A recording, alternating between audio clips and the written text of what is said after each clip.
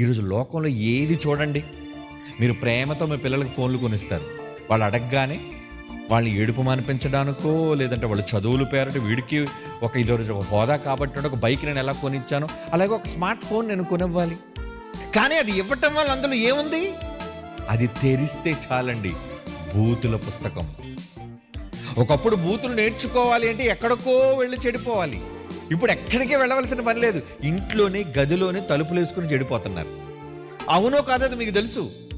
కారణం, అందులో ఉన్న అకౌంట్లు ఎవరివి, అందులో ఉన్న వ్యక్తులు ఎవరు, అందులో పెడుతున్న పోస్టులు ఏంటి, అందులో ఉన్న వీడియోలు ఏంటి, మొత్తం అంతా కూడా మెజారిటీ 99% ఎక్కడో 1% మంచి ఉంటుందండి. మంచిని నేర్పించే పాఠాలు, బోధనలు ఇలాంటివి ఎక్కడో 1%. కానీ 99% ఏముంది సోషల్ మీడియాలో, మొబైల్లో ఏముంది చెప్పండి? కొత్త కొత్త apps, dating apps, friendship apps. ఖాళీగా ఉన్నారా? ఖాళీగా ఉంటే రండి, నాకు ఫోన్ చేయండి. ఇవేనండి ఈరోజు యాడ్లు. ఈరోజు యువత ఎటు వెళ్ళిపోతుందో తెలియదు. దానికి కారణం, ఏం పాఠాలు నేర్పిస్తుంది ఇది? ఈ మొబైల్ ఏం పాఠం నేర్పిస్తుంది చెప్పండి?